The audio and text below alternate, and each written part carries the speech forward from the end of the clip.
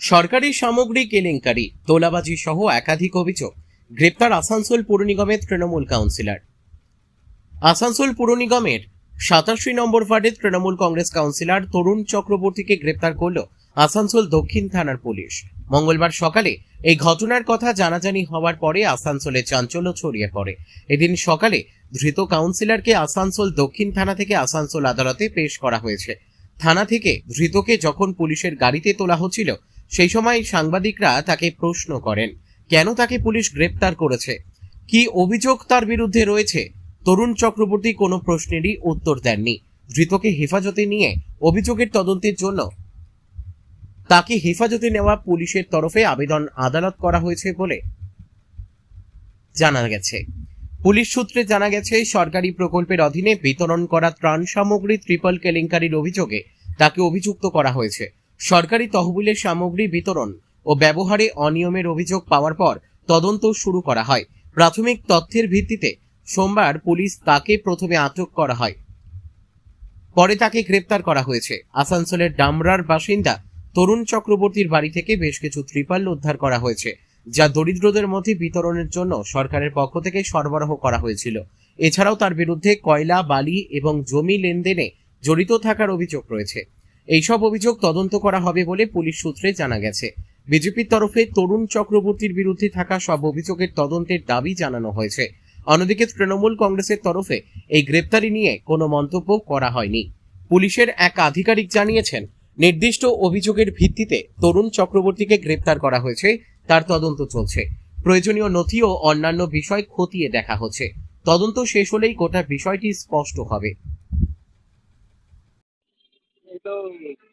এটা হওয়ারই কথা ছিল। এটা আরো আগামী দিনে আমার মনে হয় এই সংখ্যাটা আরো বাড়বে, কারণ 15 বছর ধরে এরা সরকারের থেকে যেভাবে মানুষের সঙ্গে অত্যাচার থেকে শুরু করে বিভিন্ন দুর্নীতিতে জড়িয়েছে, সেখানে আমার মনে হয় তৃণমূল কংগ্রেসের সর্বস্তরের নেতৃত্ব জড়িত আছে। এবং আমি মনে করি উপযুক্ত তদন্ত সহকারে এদের একদম মূলে গিয়ে যারা যারা এই শিল্পাঞ্চলে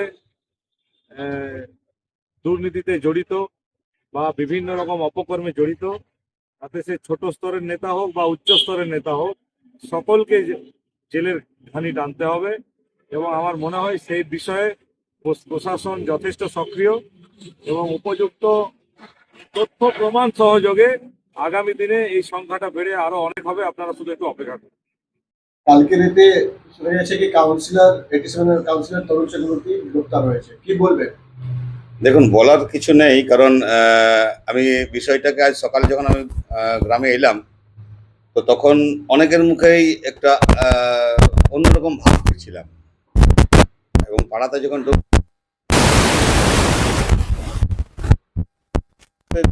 উনি আগুন খেয়েছেন, আঙার ওনাকে হাঁকতেই হবে, কিছু করার নাই। এবং বিষয় হচ্ছে যে আপনারা প্রেস মিডিয়া বহুদিন থেকে এই জিনিসটা দেখছেন, পুলিশ প্রশাসনও বিষয়টা নিয়ে যে বিগত দিনে কারা কি করেছে। তো এটা তো আমরা বা 87 নম্বর ওয়ার্ড বলে একটা নয়, এটা সারা পশ্চিমবাংলা জুড়ে চলছে। পাট খেতে টাকা দিয়ে সার দিচ্ছে, তো কে কি করেছে তারা নিজেরা সবাই জানে। সত্যি কথা কোনটা কি সেটা গ্রামবাসীও জানে, আর মানে যারা দেখছেন মিডিয়া প্রশাসন তারা সবাই জানে। আমাদের এই সঙ্গে বলার কিছু নেই।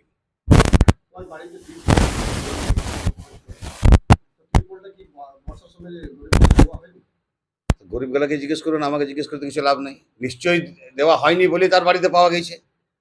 তার বাড়িতে ছিল, আমরা তো জানি না যে কার বাড়িতে কি আছে। আমাদের কাছে গরিব মানুষ আসতো, আমরা আপনার কিনে দিয়ে দিতাম। কাজ তো ছিল কাউন্সিলরের বা জনপ্রতিনিধি যারা, তাদের। এতদিন আমাদের অগ্নিমিত্রা দিদি যখন এসেছিলেন তখন তাকে মিষ্টি খাওয়ানো হয়েছিল। কারা খাইয়েছিলেন? যারা কাউন্সিলরের সঙ্গে ঘুরে বেড়াতেন। মিষ্টিটা এখন কাকে খাওয়ানো দরকার সেটা চিন্তা করুন। কার বাড়ি থেকে জিনিস বেরোচ্ছে সেটা চিন্তা করুন।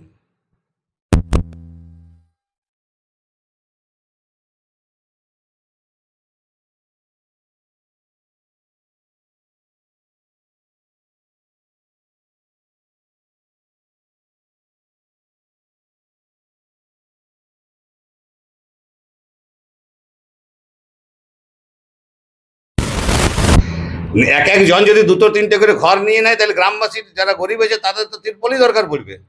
তারা যদি ঘর না পায়, সেই ঘর যদি বড় লোকরা নিয়ে নেয়, যারা তাদের চামচা বেলচা, তারা নিয়ে নেয়, তো তিরপল তো দরকার পড়বে। আর সেই তিরপল যখন বেরোবে না, তখন তো যার কাছে এসছে তার কাছ থেকে ধরা পড়বে। এবার সেটা আপনারা যাচাই করুন, উনি কিনে রেখেছিলেন না সরকারি জিনিস ঢুকিয়ে রেখেছিলেন। আপনার পরিচয়? আমার চন্দন গান্ধী, জেলার আসানসোল সাংগঠনিক জেলার কালচারাল সেলের ইনচার্জ।